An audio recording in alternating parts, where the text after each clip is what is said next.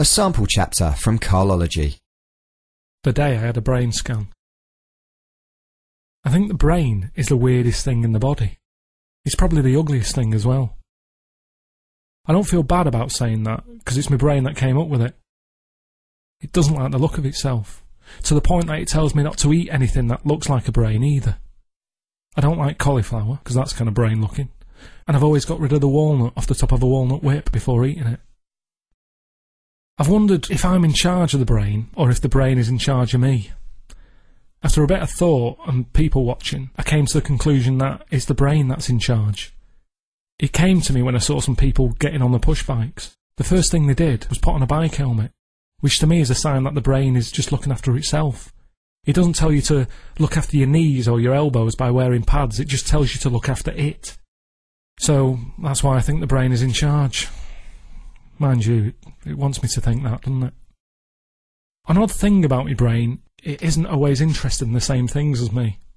I can enjoy reading about something, but then have problems remembering any of it. It's like it's not interested. So I'd normally tell my girlfriend Suzanne about it as soon as possible, so that she can remember it for me. Then, if my brain blanks it out, I just ask her what the amazing thing was that I told her. I use her brain a bit like a backup drive that you have for a computer.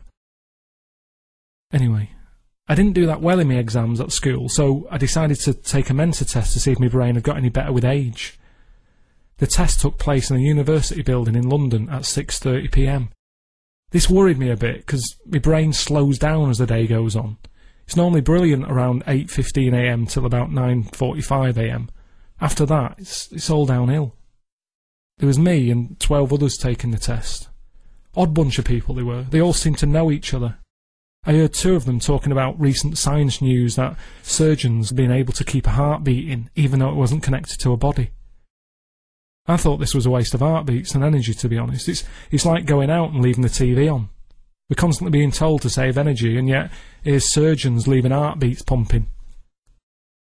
Everyone sat down ready to take the mentor test. I took the last seat that was available. The other people had all brought lots of pencils and had their own stopwatches. I had to borrow a pen from the mentor rep. This caused the others to tut. The test began. I'll be honest with you, it was tough, but the questions were multiple choice, so I went with my gut feeling at first. After a while though, even my gut was starting to pass on a couple of the questions. The test was broken into 3 papers, so we had a break between each one. The other people seemed quite calm with it all and chatted with each other in the breaks. One woman was even sat there doing a Sudoku, she was that relaxed. She couldn't get enough. But I think this is because people love to be tested these days. Every time I put the telly on now, there's someone asking me a question on who wants to be a millionaire, or eggheads, or the weakest link. Even my Auntie Nora tried to grow a bonsai plant recently just because she'd heard Alan Titchmarsh say that they were hard to grow. Everyone seems to like a challenge, whereas my brain just prefers the easy life. The really odd thing was, none of the people taking the test ever seemed to laugh, which made me wonder if intelligent people need laughter. I thought about this on the way home. Maybe the brain doesn't really like laughing. Mad people who have faults with the brain laugh a lot, and babies whose brains haven't grown properly like a good laugh, but it seems that normal brains don't really like laughing. I got my mentor results a few weeks later. They were a joke. But again, my brain didn't laugh. I decided for this chapter that it would be good to have a picture of my brain, because at the end of the day it's that's come up with what I'm telling you. I found a lad on the internet who said he could get his hands on an MRI scanning machine and said he'd be able to get me some good shots of my brain. I like to think about my brain a lot, which proves it also loves itself as well as being in charge, but I can't get my head around how the brain was created. I can grasp how humans might have developed from fish over time, but it's the brain bit that gets me. See, scientists always use the evolution argument when they don't know how things have grown an extra leg or learnt to fly, but I don't understand how the brain could evolve.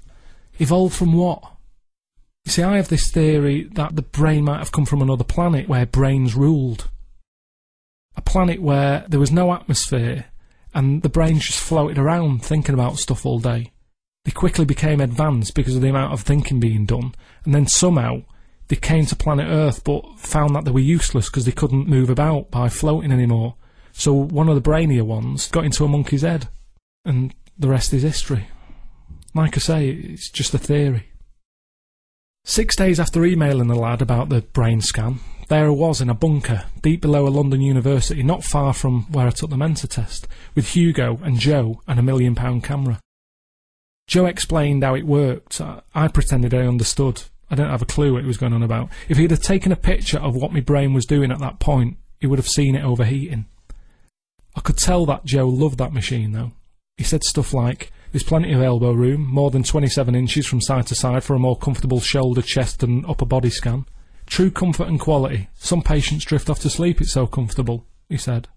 If the medical profession doesn't work out for Joe, he could easily get a job on QVC flogging these scanning machines. I started to feel a bit nervous about coming face to face with my brain. It was either that, or it was my brain that felt nervous about seeing it. I get like this whenever I have any sort of medical test, as doctors always seem to find something, don't they? That's what doctors do. They're like archaeologists who just keep digging until they hit bone, or car mechanics who always find something that needs replacing. So I prefer just to leave it for as long as possible before having to have a check-up, really.